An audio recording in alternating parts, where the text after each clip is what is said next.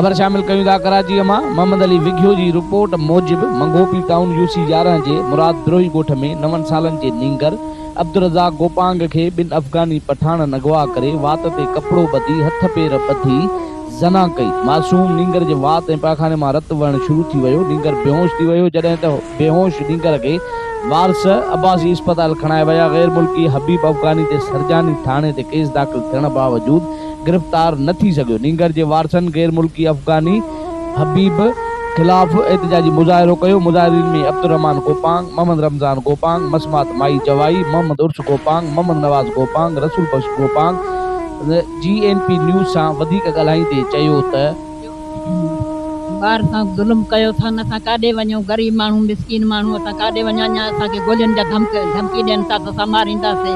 असां हाणे काॾे वञूं? कहिड़ो असां मोकारो करियो? ॿारनि सां बि इहो ई हालत कई अथई।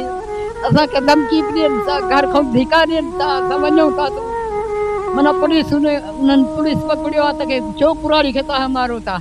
की असां मारींदासीं छो? असांजे दर ते पुलिस आई आहे। असां काॾे वञूं? ग़रीब माण्हू, असांजे ॿार सां इहा हालत कई आहे। कोई दाद फरियाद नथा ॿुधनि पुलिस वारा, न हुकूमत, न कुझु बि न। असां काॾे वञूं? असां काॾे वञूं? ग़रीब माण्हू छो नथा असांजी आवाज़ सम्झनि था?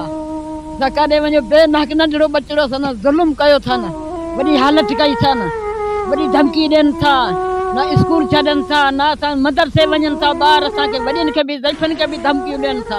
इन्हनि खे दाद फरियाद बसि अलाह पाक ॿुधंदई की तव्हां ऐसे अगवानी ने बजना अगवा करे मोटरसाइकिल विहारे खणी आ और चार्जन में नंजा जी तो तना के तो वातो रत पियले हेठा भी रत पियले बेहोश थियो कलाक उते पयो सही जी तो खणी असा वरी अस्पताल वियासीं। थाने ते आसे, थाने को पूरी पर्ची दी आबासी अस्पताल आसे, आबासी रिपोर्ट आई को थाने आई को आबासी अस्पताल में ताकि फोन के वो आया असा जो मेन मामूल पकड़या कोन को भी ना एक्शन आयो को खयो न था।